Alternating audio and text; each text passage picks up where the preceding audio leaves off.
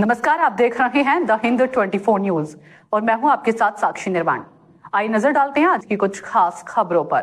केंद्रीय रेल प्रतिमंत्री रवनीत सिंह बिट्टू कोलकाता में metro rail के उद्घाटन कार्यक्रम में बोलते हुए कहा था कि पूरे संसद सत्र में तृण का कोई भी सांसद, कोई भी नेता न तो अपने लोकसभा क्षेत्र के लिए और न ही राज्य के लिए रेल से संबंधित कोई मांग लेकर सामने आया। इस पर प्रतिक्रिया आते हुए हुगली की सांसद रचना बंद्योपाध्याय ने कहा कि केंद्रीय रेल प्रतिमंत्री के पास सही जानकारी नहीं है, इसलिए उन्होंने ऐसा बयान दिया। उनकी इस टिप्पणी से लोगों के बीच गलत संदेश गया है। पश्चिम बंगाल की धरती पर आकर उन्होंने राज्य की सत्तारूढ़ पार्टी को निशाना बनाने की कोशिश की। रचना बंद्योपाध्याय ने बताया कि उन्होंने खुद रेल मंत्री अश्विनी वैष्णव को चिट्ठी लिखी थी कि हुगली में मेट्रो रेल की सुविधा शुरू हो। इसके अलावा रेल से जुड़े कई अन्य मुद्दों पर भी पत्र लिखा गया था और उन सभी पत्रों का जवाब रेल मंत्री ने दिया था। अपने पत्र दिखाते हुए उन्होंने कहा कि रेल मंत्रालय के अधिकारी इन विषयों को देखते हैं। अगर रेल प्रतिमंत्री उनसे बात कर लेते तो इस तरह की गलत टिप्पणी नहीं करते।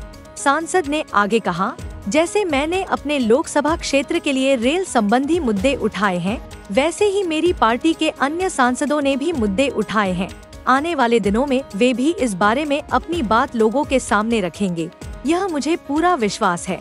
सारा पार्लियामेंट सेशन कोई एमपी, कोई इनका लीडर, कोई अपनी कॉन्स्टिट्यूंसी के लिए, कोई अपने लिए कोई डिमांड नहीं कर सका। कभी वेस्ट बंगाल के लिए, कभी वेस्ट बंगाल के लोगों के लिए एक कोई रेलवे की या और किसी की डिमांड। প্রচুর রেলওয়ে নিয়ে কাজ করেছেন, অনেক কিছু শুরু করেছিলেন। মেট্রোর এক্সটেনশন কোথা থেকে কখন কবে হওয়া উচিত, কি হওয়া উচিত, এইসব স্বপ্ন দিদির ছিল।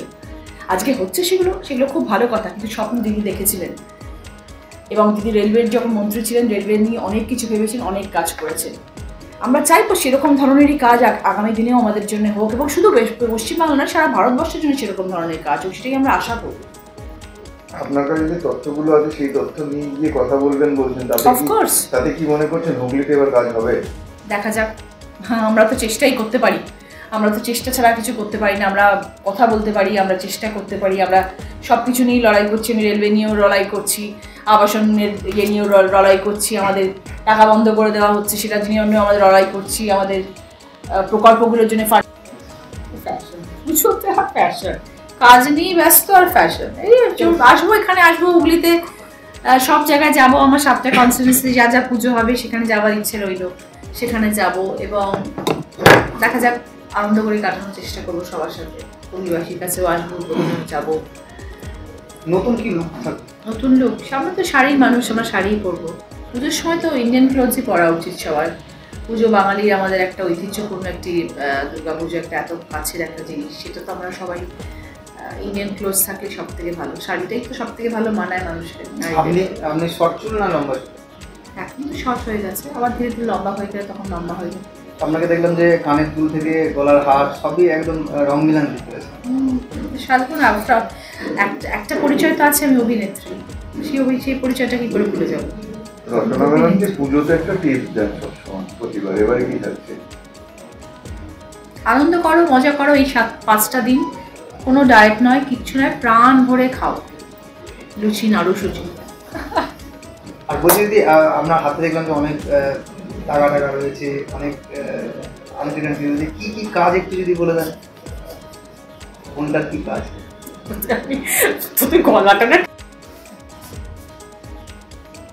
উনি পরিচালন সমিতিতেও আছে। আজকে আপনি উদ্বোধন করলেন সেই স্মার্ট ক্লাস, যেদিন বিতর্ক সূত্র হয়েছিল, পরবর্তীকালে দেখা গেছে বিধায়ক সকলের সঙ্গে থাকছেন, হয়তো আপনি ছিলেন না, যাদের বিরুদ্ধে কথা বলা হচ্ছিল, বিধায়ক যা বলছিলেন, সহ সভাপতির রক্তদান শিবিরেও গিয়েছেন, আজকে দেখা গেল স্কুলে।